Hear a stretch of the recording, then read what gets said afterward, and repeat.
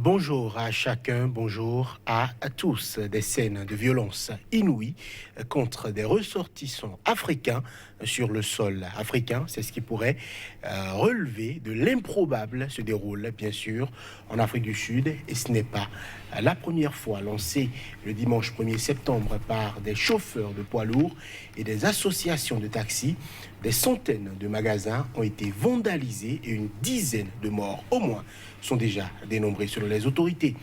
Certains Sud-Africains accusent en effet les ressortissants africains de les priver de travail.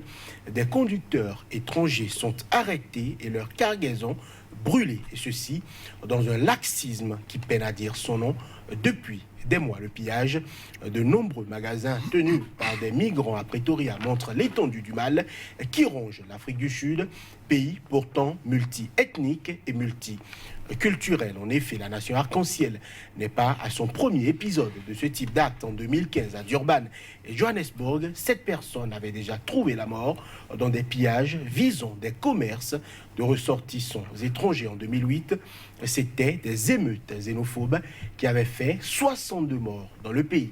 La tension n'a pas tardé à monter au Nigeria, mais aussi en RD Congo ou encore dans d'autres pays sur le continent. Des personnes ont tenté de s'en prendre à des intérêts sud-africains dans ces pays. Au Nigeria, par exemple, plusieurs entreprises et représentations sud-africaines ont baissé pavillon jusqu'à nouvel ordre. Cyril Ramaphosa a pris la parole pour appeler au calme et rappeler que son pays pouvait accueillir tout le monde.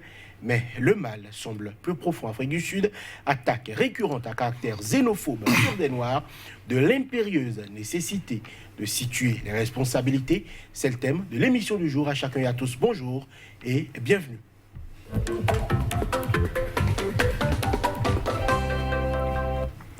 À nos côtés, ce jour, pour en parler, sur le Madame Zata, bonjour. Bonjour, cher ami. Vous êtes consultant en problématique du terrorisme, spécialiste des questions de protection et de sécurité. Un plaisir de voir sur ce plateau. Face à vous aujourd'hui, Lamine Cissé, bonjour. Bonjour, Johannes. Vous êtes écrivain, vous êtes également expert en communication politique. Lamine Cissé, dans cette sauvagerie déclenchée par des Noirs contre d'autres Noirs en Afrique du Sud, il y a, comme qui dirait, un air de déjà-vu. Selon vous, qu'est-ce qui pourrait justifier ce genre d'acte ? Rien ne peut justifier cela. Rien ne peut justifier parce que l'acte que l'on qualifie de barbare, parce que à la limite c'est inhumain de brûler une personne comme soi, ou bien de tuer une personne comme soi parce que tout simplement, toi tu n'as pas eu de l'emploi et que lui il s'est créé de l'emploi. Je pense que il faut aller chercher les causes profondes. Sinon, même les causes ne justifient pas. D'autant plus que l'Afrique du Sud, dans son contexte, c'est un pays tout à fait particulier en Afrique. Et nous avons vu depuis plus de 100 ans, depuis les années 1800, c'est un peuple qui a été assailli par le colonisateur. C'est les Portugais, les Néerlandais, les Anglais, qui sont devenus des Sud-Africains également. Mais le problème est qu'ils ont l'accaparement des richesses. Et c'est ce qui a valu derrière la création de l'ANC, des organisations qui ont lutté contre, jusqu'à l'apartheid. Donc, dans ce processus de combat pour la libération de l'Afrique du Sud, a aguerri le peuple sud-africain. C'est-à-dire, il y avait ce qu'on appelle un repli identitaire. Tous les Sud-Africains ont essayé de taire leur divergence pour tout simplement libérer. Il y a eu trop de morts, il y a eu trop de brimades. Donc, psychologiquement, c'est un peuple qui a été soumis, un peuple qui a été vraiment martyrisé. Je pense que l'après-apartheid n'a pas été bien préparé. Moi, je pense que c'est cela. Parce qu'en fait, ce peuple guerrier qui a l'habitude de combattre,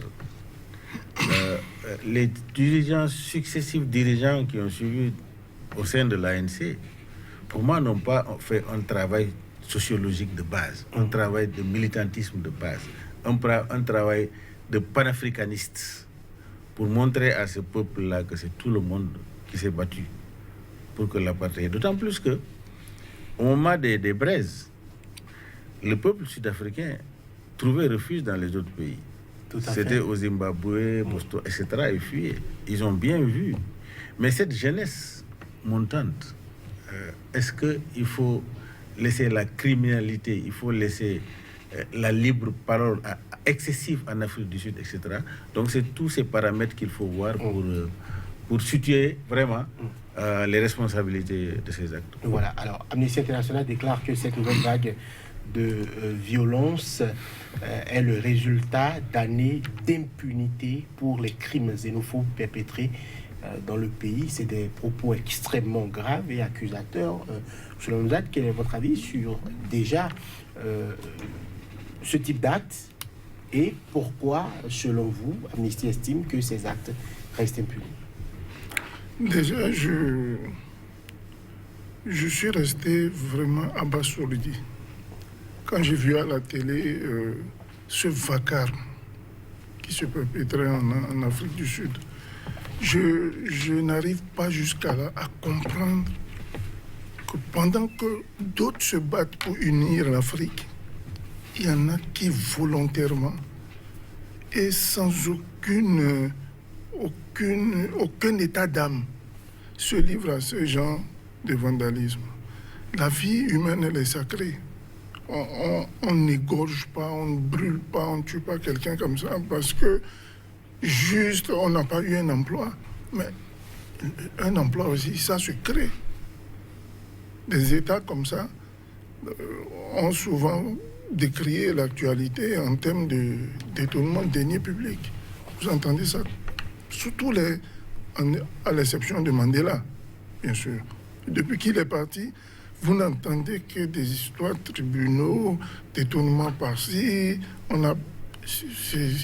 Tout ça là a créé une tension sociale. Et vous savez bien que quand un pays est mal géré, que sa jeunesse n'a pas été orientée dès le départ, parce qu'il fallait gérer les après-indépendances, une indépendance gagnée dans le sang, il fallait des dirigeants avec une vision assez nette pour la jeunesse. Ça n'a pas été le cas. Donc la jeunesse sud-africaine, elle est désœuvrée. Mais aucune raison ne peut justifier qu'on s'attaque à un autre peuple, encore qu'il soit un peuple africain comme vous. Et comme le disait mon co-débatteur, mais quand ils avaient la crise chez eux, ils allaient ailleurs. Donc, je voudrais, à partir de ce micro, lancer un appel à la jeunesse sud-africaine pour lui dire de savoir raison garder. Parce que ça n'arrive pas qu'aux autres. Entre eux, ils se battent. Vous vous souvenez bien, la guerre entre entre le leader charismatique Mangosuthu Buthelezi à l'époque, et Nelson Mandela et toutes les autres factions. Ça a déchiré l'Afrique du Sud.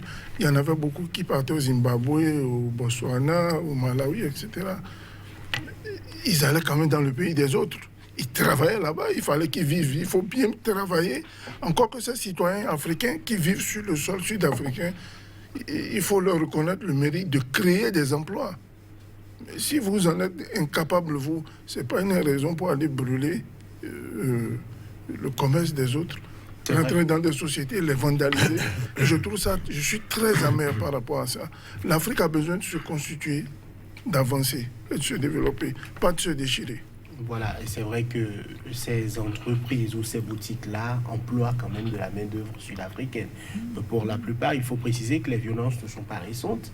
Dans le pays, depuis 1 an au moins, les conducteurs étrangers, qu'ils soient zimbabwéens, qu'ils soient congolais, qu'ils soient zambiens, sont persécutés sur les routes car accusés de voler le travail des locaux.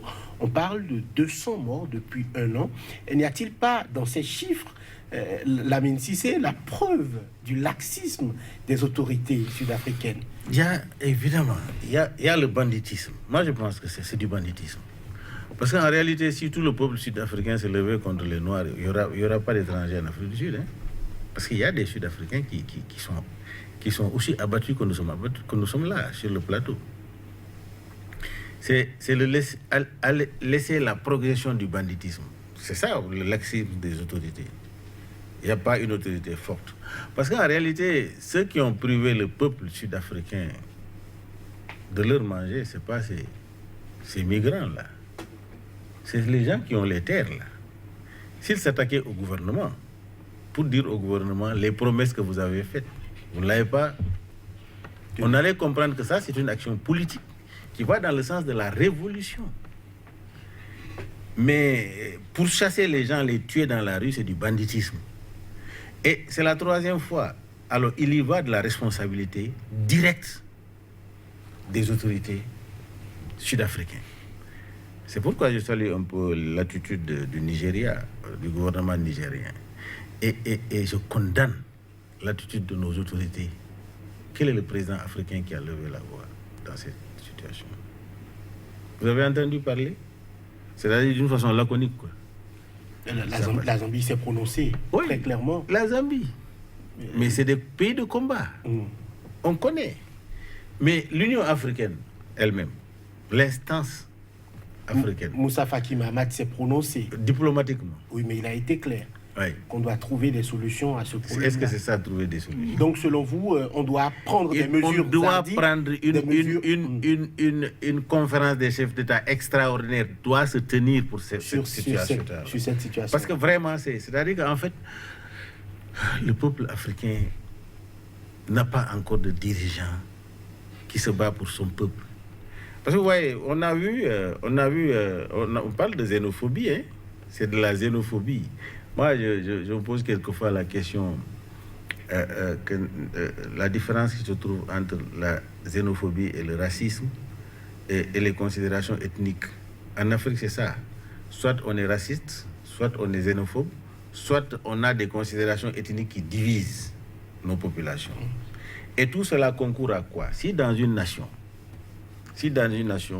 les groupes se rejettent, les groupes ethniques se rejettent, la gouvernance fait de telle sorte que il y a de l'exclusion, il y a de la frustration.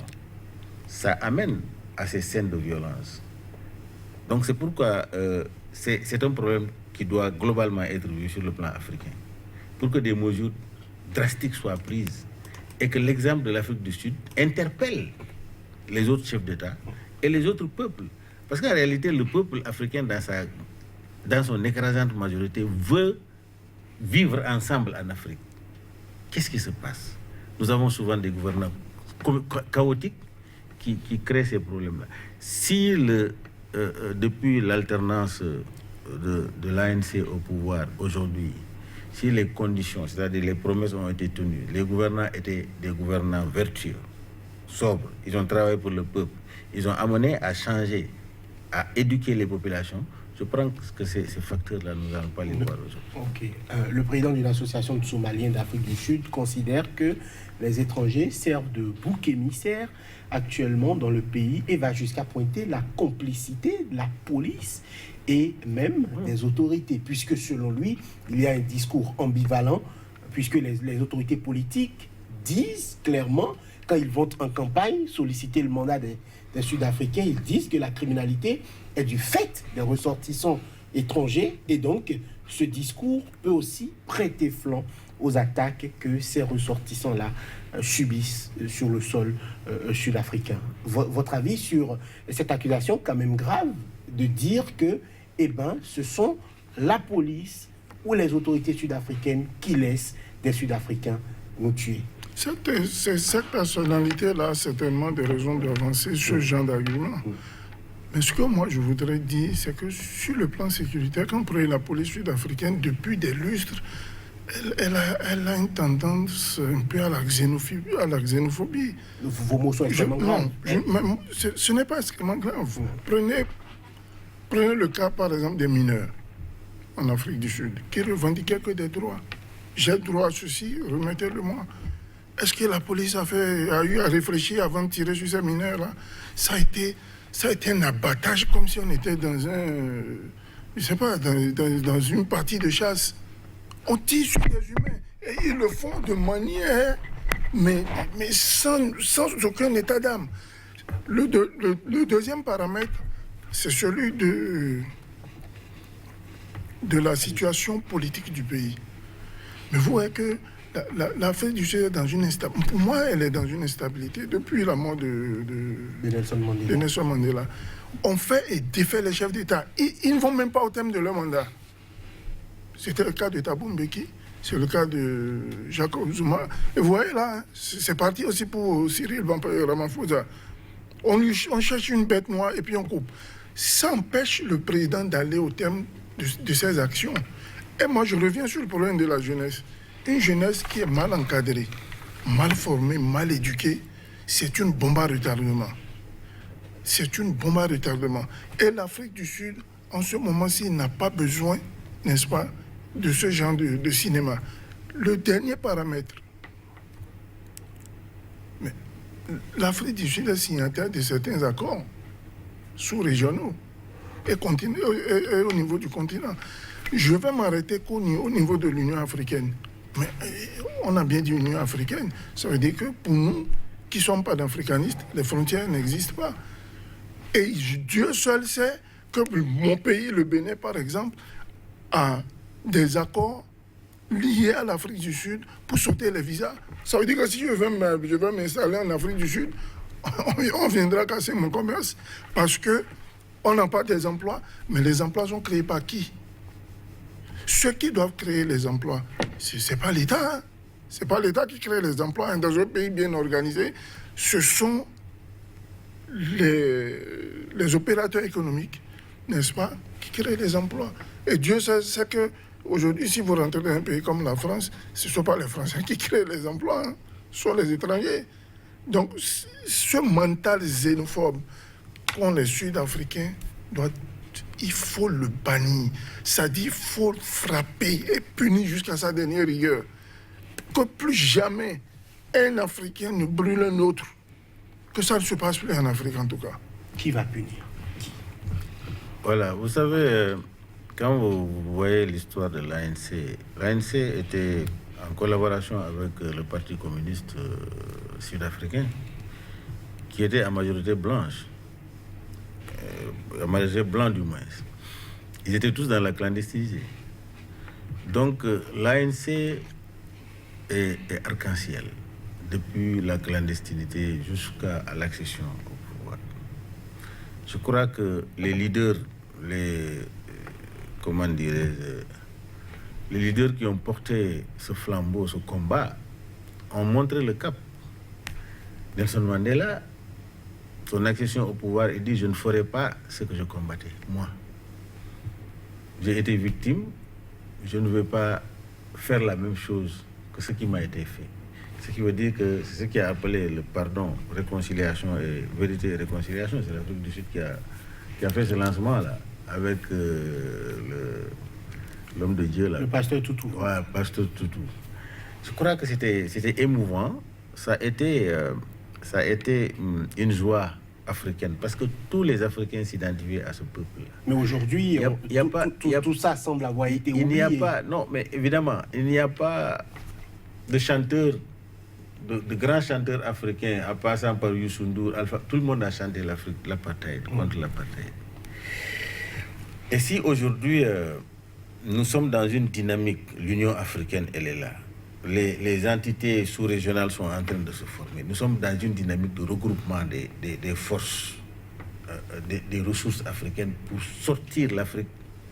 Et que, parce que l'Afrique du Sud doit donner l'exemple, de par son expérience, par son histoire, doit donner l'exemple du panafricanisme.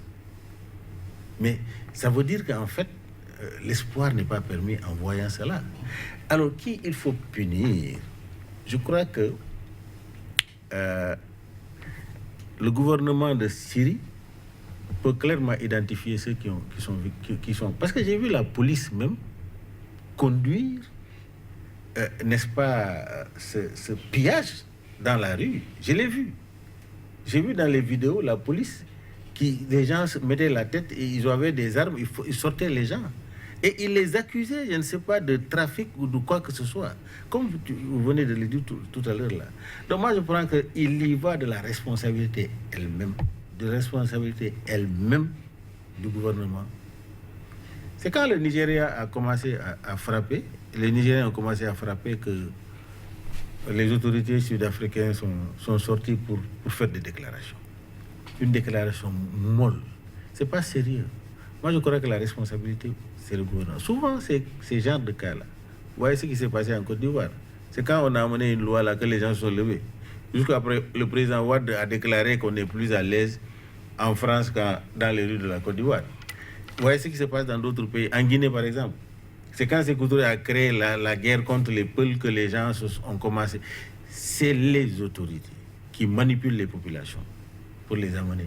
Mais il faut que nous, les partis politiques, soient responsables à partir de cet instant-là. Que les partis politiques soient des partis qui forment des militants, qui les forment réellement au militantisme.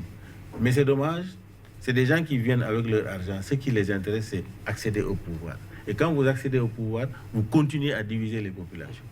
Alors, en Afrique du Sud, on sait qu'à la succession de Nelson Mandela, il y a eu des dirigeants qui ont eu des difficultés. On sait par exemple que Thabo Mbeki a longtemps nié l'existence même de certaines maladies. On sait que Jacob Zuma a parlé d'un bain après avoir eu des rapports avec une personne porteuse du virus du sida. On sait que il a dilapidé quelques 1 milliard d'euros en frais d'avocats dans des procès interminables. Est-ce que selon vous, il n'y a pas aussi, je dirais, cette transition-là entre ce que représentait Nelson Mandela, qui quand même a passé la grande partie de sa vie et de sa jeunesse en prison pour ce combat-là, et d'autres personnes qui aussi ont fait de la prison? Je parle de Zuma notamment, qui a aussi fait Robben Island, mais qui, en matière de gouvernance et de vertu, n'a rien apporté au peuple sud-africain, continue de drainer du monde pour aller le soutenir dans des procès aujourd'hui. Y a-t-il pas aussi ce problème de transition-là, de dirigeants, et donc de formation au leadership et aux valeurs de cette Afrique-là? Est-ce qu'il n'y a pas aussi quelque chose, je dirais, qui a manqué de ce côté-là? Je l'ai toujours dit qu'il va falloir que les peuples africains en général apprennent à choisir leurs dirigeants. Un dirigeant, c'est quoi? C'est un programme. Des hommes, des moyens et des convictions. Si vous manquez ces 4 trucs-là, pas la peine d'aller en politique. Vous ne savez pas où vous allez. Votre problème, c'est le pouvoir. Je veux le pouvoir pour le pouvoir. Et quand en Afrique du Sud, quand on danse bien, quand on est bon Zoulou et qu'on danse bien, on finit toujours par accéder au pouvoir. Ben oui, quand on sait bien danser, on accède au pouvoir parce que le mental a permis qu'on en arrive là. Les gens sont focalisés sur la bataille de Robben Island, en pensant qu'une fois que Mandela il est libéré, c'est fini, l'Afrique du Sud est libérée. Ils ont toujours des problèmes de terre. Ils ont toujours des problèmes de gestion. Et croyez-moi, il n'y a pas que les Noirs qui se plaignent dans cette affaire. Tout à fait. Il y a des Blancs qui se sont retrouvés tout dernièrement, même en association, pour revendiquer des droits. Tout à fait. Alors, d'où sort cet état xénophobe? Où c'est que je prends J'ai vu une image ce matin en venant ici, mais j'étais écœuré. Le gars, il vient en plein carrefour, il ouvre sa voiture qui est pleine de machettes. Et il les distribue comme des bouts de pain pour aller couper la tête d'autres Noirs. Soi-disant, ils sont des étrangers. Imaginez-vous que moi, et mon frère, on prend, et vous, on prend des coupes, on se met là sur le carrefour de Bégamé et on commence à trancher la tête aux Nigériens sous prétexte qu'ils prennent nos travaux. Mais de quoi? Mais les Sud-Africains, permettez-moi de vous dire qu'il y a une franche partie de votre jeunesse qui est fainéante, qui ne fout rien. Mais allez travailler, vous n'avez rien à faire, mais vous avez des milliards de terres. Allez cultiver, retourner à l'agriculture. Il y a aussi un problème. Qui nourrit bien son peuple. Oui, mais il y a aussi un problème à ce niveau. Aujourd'hui, les Sud-Africains noirs n'ont pas le droit d'aller prendre les terres.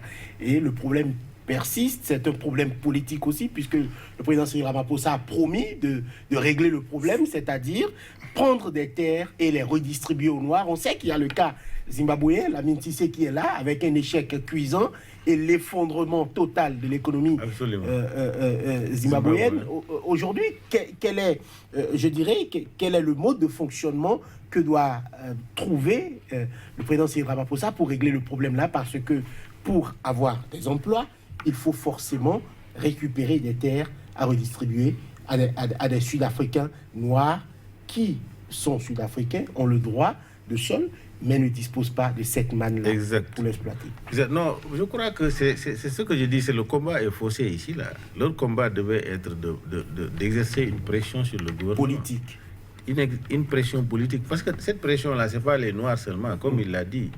Il y a plein d'Africains qui ne sont pas dans les conditions de vie. Tout à fait. Donc la grande majorité des Sud-Africains vivent dans une situation difficile parce qu'en fait, l'héritage de l'apartheid a laissé sur le carreau beaucoup de gens. Évidemment, il y a, depuis l'alternance, il y a une certaine classe d'Africains, de Noirs qui sont bien aujourd'hui.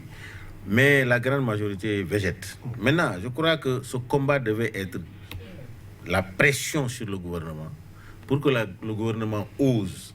Parce que le problème est que chaque gouvernement qui est venu, on dirait qu'il y a un système de corruption qui les englobe, qui les entoure. Ça pose un problème fondamental. Donc la redistribution des terres et des richesses, c'est fondamental pour l'équilibre, n'est-ce pas, du Sud-Afrique. Maintenant, tout à l'heure, là, mon code, vous avez parlé de la danse. La danse, en tant qu'écrivain, quand même, la danse est une manifestation guerrière en Afrique du Sud. C'est culturel.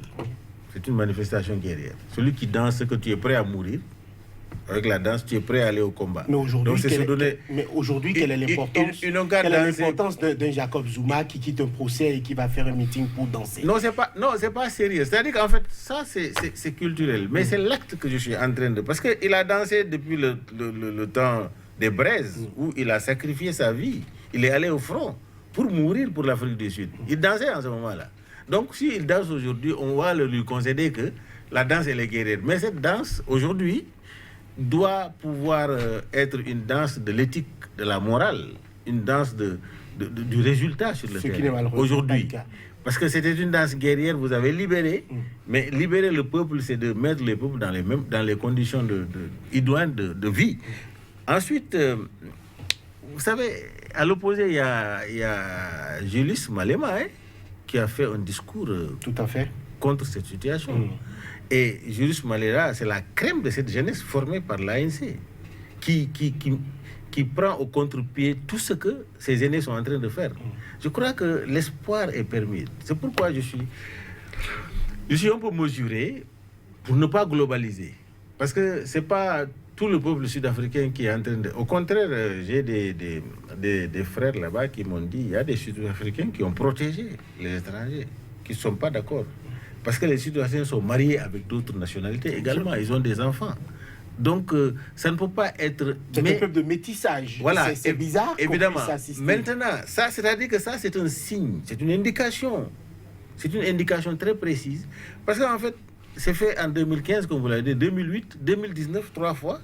La 4e fois, est-ce que les étrangers ne vont pas s'armer contre ça là? Ça ne peut pas créer une situation incontrôlable. C'est maintenant qu'il faut régler ce problème-là.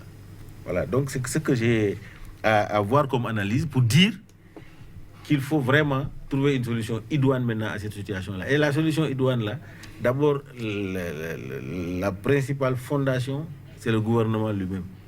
C'est le président en exercice aujourd'hui qui doit prendre les taureaux par les cornes pour régler les problèmes sociaux de l'Afrique du Sud. Voilà. Et ensuite, il faut que les dirigeants africains, quand même, ils sont allés défiler en France parce qu'on a tiré sur Charlie Hebdo là. Ils sont allés là-bas, ils ont payé notre argent, notre carburant pour aller là-bas. Là. Avec cette situation, on tue les Africains. C'est très symbolique. Ils sont muets derrière leur fauteuil. Au Sénégal, par exemple, en Conseil des ministres, ils n'ont pas parlé. C'est le président Macky Sall qui a parlé. Mais en Conseil des ministres, on doit parler de ce problème-là. Parce qu'en fait, le Sénégal a mené trop de combats contre la paix depuis Senghor. Il y a beaucoup de ressortissants en Afrique du Sud qui sont au Sénégal. Et c'est l'ambassadeur de l'Afrique du Sud qui est sorti à Dakar pour vraiment déplorer la situation. Mais le gouvernement est resté. Mais cette diplomatie qui nous tue, c'est dommage. Voilà. Alors, dans plusieurs pays, les populations se sont quand même exprimées. C'est le cas à Kinshasa où des manifestants ont été interpellés après avoir tenté de saccager des magasins tenus par des Sud-Africains parce que, visiblement, il y a des Sud-Africains et des entreprises sud-africaines qui prospèrent partout. MTN, là, c'est pour qui? On parle de plus de 400 entreprises tout au moins rien qu'au Nigeria. On a l'impression que, visiblement, la bataille risque aussi d'être une bataille purement économique. Absolument. Si la situation n'est pas résolue sous le Monamzat. Oui, mais il y a une concurrence entre le Nigeria et l'Afrique du Sud depuis un certain nombre d'années, où c'est l'autre qui passe première, puissance économique, et l'autre est tombé. Puissance industrielle. Et ça continue. Et Dieu seul sait que le Nigeria est en train de batailler, mais comme un monstre, pour garder cette place-là de leadership. Il n'y a qu'à aller à Abuja, rentrer même au Nigeria, vous voyez que tout se transforme. Et le Nigeria même est en train de passer dans une phase d'industrialisation avec ses opérateurs économiques. Je prends le cas de Aliko Dangote qui va bientôt inaugurer sa raffinerie, la plus géante de toute l'Afrique d'ailleurs. Il a des usines de tomates, ainsi de suite. Il y a d'autres qui ont des usines de montage de voitures. Il y a beaucoup de choses qui se font au Nigeria. Mais l'Afrique du Sud, dans son industrialisation, elle a plutôt été blanche. Tout à fait. C'est le paramètre là qui a créé, n'est-ce pas, une dissension entre la jeunesse montante dont parle mon co-débatteur et qui a un peu de moyens aujourd'hui, qui se relève difficilement, mais qui se relève quand même. Vous pensez que si ces industriels vont laisser des Noirs dans un pays qui a été celui de l'apartheid, là, m'ont grimpé et même venir leur avis la vedette? Je ne pense pas. Il y a un combat interne à cela. Et il faut le dire, le Nigeria a bien fait de réagir de cette manière. Par le biais du président Buhari. Mais ce n'est pas fini. Les communiqués diplomatiques, là, ça ne nous intéresse plus. Il faut passer aux actes. Ceux qui vont détruire, vous croyez qu'il n'y a pas de vidéo? Il y en a plein, les vidéos. Ils sont identifiables. Il faut que la police, qui, je vous l'avais dit précédemment, a des tendances xénophobes, ne fait pas son boulot comme il faut, cette police-là puisse écarter, n'est-ce pas, ceux qui les aident, du moins, à stigmatiser ou à détruire, n'est-ce pas, cette montée économique de la jeune classe noire.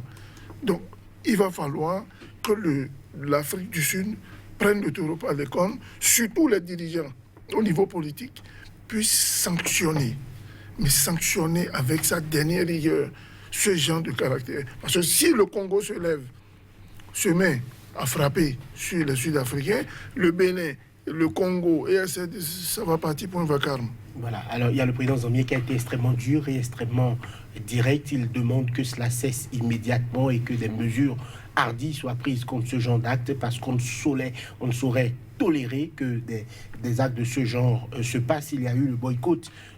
La Zambie a refusé de jouer un match amical avec l'Afrique du Sud. Il y a eu le boycott par le Nigeria d'un forum économique mondial qui devait se tenir en Afrique du Sud. Et on a l'impression qu'il y a quand même certains pays et certains dirigeants notamment qui prennent le problème à bras-le-corps. Pourquoi, selon vous, les chefs d'État, dans leur unicité, ne sont pas prononcés par rapport à ce problème-là? Oui, mais vous savez, la plupart des chefs d'État sont en train de créer les mêmes conditions de désorganisation, de déstructuration. Si, par exemple, dans votre pays, là, vous, la démocratie qui doit être un baromètre dans les pays, vous êtes en train de bâillonner les opposants, vous êtes en train d'emprisonner, de mettre en exil les opposants, vous avez quelle leçon à donner aux autres? C'est dommage. C'est donc aussi ça le problème. Mais c'est ça le problème. Chacun a son chat à fouetter. Mais nos chefs d'État, ils sont là que pour leurs intérêts. Parce que quand on est là pour le peuple, vous savez, le jour où on aura des chefs d'État panafricains qui sont là pour l'Afrique, mais nous allons non seulement bénéficier de nos ressources, mais la libre circulation des personnes et des biens sera effective sur le terrain. Les gens vivront dans un environnement de paix et de sécurité. Parce que chacun s'identifiera à l'autre. Mais nous avons des chefs d'État hommes d'affaires. Si toi, tu ne viens pas, tu n'es pas homme d'affaires, quand tu t'assois, tu crées des hommes d'affaires pour t'enrichir. Tu t'en fous des populations. C'est ce qui se passe. Sinon, vous pensez qu'on n'a pas assez de ressources pour bien vivre en Afrique? Si, on a les ressources pour bien vivre, mais vous collaborez avec l'impérialisme, les néocoloniaux. Vous êtes des néocoloniaux, vous collaborez avec l'impérialisme international et vous pillez les ressources de votre pays, vous affamez votre population. Au moment des élections, vous venez... distribuer des miettes, il court, il danse pour un moment. Et puis, vous savez, c'est ce qui se passe. C'est pourquoi il est très difficile pour que ces chefs d'État-là se donnent des leçons. Il est difficile pour un chef d'État de dire à l'autre chef d'État ce que vous faites. Je ne suis pas d'accord. Mais comme c'est les intérêts qui sont touchés là, vous savez, le Nigeria a vite réagi. Je crois qu'en Afrique de l'Ouest, le Nigeria est très important pour discipliner les autres pays. Le Nigeria doit jouer son rôle de leadership. Sinon, ça ne peut pas aller. Nous, les pays francophones, là, mais c'est de la honte. Tu vois, tu penses que Alassane Ouattara va se lever pour dire ce qui se passe en Afrique du Sud. Ce n'est pas son problème. Ce n'est pas Macky Sall qui va le dire également. Mais si nous avions les Sankara ici, là, nous avons les Sékou Touré ici, là. Ils vont se lever. Je sais que le président ghanéen, si Raoling, c'était comme un Ghanéen tout de suite, là, ils vont réagir par rapport à cette situation-là. C'est dramatique. C'est dramatique. Mais ils ne vont pas parler. Parce que chacun est en train de voir, oh, chez moi, là, il faut que l'autre chef d'État me soutienne. Si je l'attaque, il ne va pas me soutenir. Voilà le problème. C'est tout. C'est aussi simple que ça. Si vous me permettez d'opiner un peu sur le comportement de nos chefs d'État. Mais attendez, c'est ce qui se passe en Afrique du Sud, là. Il y a pire ailleurs. Quand nos frères sont vendus à $100 en Libye, il n'y a personne parmi eux qui a pris la décision de dire il y en a marre, on rentre en Libye, on reçoit nos ressortissants. Mais, il y a même des bombes qui sont larguées sur des machins. Mais il n'y a aucun communiqué. Quand Moussa Faki Mahama, lui, il est dans son rôle, hein, c'est un petit communiqué laconique et puis c'est fini. Ça s'arrête là. Mais nos chefs d'État disent que dalle. C'est un silence de cimetière. On n'entend rien. Et c'est à croire que la vie humaine africaine, un black comme moi, le coq a plus de valeur que nous. Un coq qu'on égorge, au moins lui, il va dans le ventre, il nous permet de nous nourrir. Mais le black, là, quand il est mort, on jette au bord de la rue et puis c'est terminé. Et il n'y a aucune sensibilité. Mais j'étais dans un débat hier où j'ai un ami qui me disait, mais écoute, si par exemple c'était un parent, un chef d'État qui avait été frappé, égorgé, machin, tu penses que les réactions auraient été... Je dis pas du tout. Il aurait eu des communiqués, le monsieur se serait levé, il aurait envoyé son chef d'État, appelé, convoqué l'ambassadeur. Ils auraient fait tout ça parce que ça les touche. Mais tout ce qui ne les touche pas, comme le dit mon co-débatteur, ils n'en ont rien à foutre. C'est les poches et puis c'est terminé. Il y a d'autres exemples, hein, au Maroc. Au Maroc, à côté ici, là. Mais les Noirs sont martyrisés là-bas. Tous les matins. Vous allez au Liban, ce qui se passe, le martyre que les Africains sont en train de... Le calvaire qu'ils sont en train de subir au Liban. Les Libanais sont un peu partout en Afrique. Ils sont en train de... Ils sont prospères. Partout en Afrique. Ils ne sont pas prospères. Mais les Africains au Liban... Mais il n'y a pas de dirigeant africain qui ne sait pas cela. Mais ils s'en foutent. Ils n'en parlent même pas. Et il suffit qu'ils fassent comme ça là, et que les Africains vont avoir la paix en Liban, automatiquement, parce que les Libanais ont plus d'intérêt en Afrique que les Africains au Liban. Tout à fait. Mais le Libanais en Afrique, tu n'oses même pas te marier. Je ne peux même pas aller dans les détails là. Nous avons les rapports, c'est-à-dire que c'est inhumain. C'est gravissime. Mais nous avons des chefs d'État qui ne nous protègent pas du tout. Hein. Pas du tout. Pas du tout. Ils sont là pour leur intérêt. Alors, on parle de zone de libre-échange continentale actuellement. Est-ce que des projets comme ça, des projets porteurs, des projets d'avenir comme ça, peuvent voir le jour dans ce type d'ambiance-là? Est-ce qu'il reste encore on va dire, des motifs d'espoir? Oui, je crois qu'il faut poser les actes. Il faut poser les actes. Il vaut mieux avoir une loi qui te protège qu'aucune loi qui te protège. Au moins, tu peux dire cette loi me protège, tu revendiques ça. C'est comme en Afrique de l'Ouest, il y a la libre circulation des personnes et des biens, le droit d'établissement dans l'espace CEDEAO. Mais il y a la violation de ces textes. Mais nous, en tant que société civile, nous nous levons pour dire la loi là est faite pour nous. On se bat pour ça. Au moins, on a des instruments qui nous permettent de nous battre. Je crois que je suis Moi, je ne suis pas un afro-pessimiste. Je suis optimiste. Parce que cette vague de chefs d'État là vont passer. La nouvelle génération montante est une nouvelle génération qui a les yeux ouverts. Parce que la dynamique est que la demande sociale, nous avons plus de 60% de jeunes actifs. C'est pas possible. Ces jeunes-là, on doit les nourrir. Ils doivent former des familles, etc. forcer, la demande sociale amènera aux dirigeants prochains, n'est-ce pas, de prendre les taureaux par les cornes. Et les taureaux par les cornes, il faut que les forces s'unissent autour de l'essentiel pour que au moins l'Africain, en allant en France, va aller au tourisme, faire le tourisme en France et revenir. Nous allons ouvrir la porte aux gens qui viennent chercher du travail chez nous. Et c'est possible. Donc, ce truc de libre essence-là de l'Union africaine, j'ai applaudi avec mes deux mains, j'ai dit c'est formidable. La création du passeport continental, psychologiquement, ça va contribuer à changer. Mais il faut l'accompagner avec l'éducation des peuples. Nous avons des gouvernants qui n'éduquent pas changer les mentalités. Il faut échanger avec les populations. Il faut que dans le discours de nos chefs d'État, qu'ils disent aux populations que vous n'êtes pas seulement ivoirien, vous êtes ouest-africain, vous êtes africain. Il faut qu'on dise à nos citoyens, vous n'êtes pas seulement sénégalais, vous êtes ouest-africain et vous êtes africain d'une manière globale, mais en général, vous êtes un citoyen du monde. Pour que l'Africain, partout où il va en Afrique, qu'il se sente chez lui, partout où il va dans le monde, qu'il se sente chez lui, et partout où les autres viendront en Afrique, qu'ils se sentent chez eux.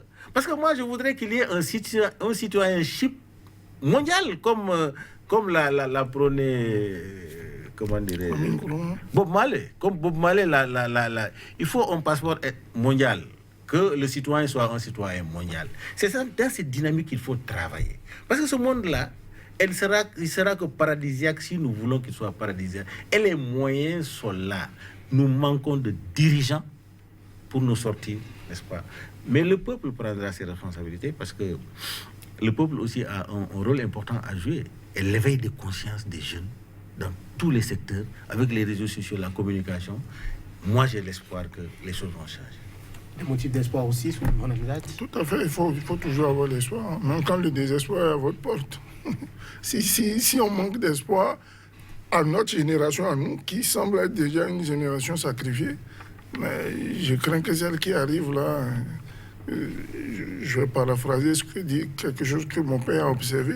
Il dit, mais écoutez, autant de nos parents, et les femmes, elles se mettaient plusieurs pagnes autour du corps. Nous, vous, en votre temps, là, vous mettez des pantalons, des mini-jupes, mais ceux qui viennent derrière vous vont marcher nus. C'est mon père qui me disait. Il dit, vous revenez de réfléchir. Réfléchissez parce que nous, on est fatigués, nous, on a fini. Si vous ne vous réveillez pas, vous ferez des générations à venir des bombes à retardement.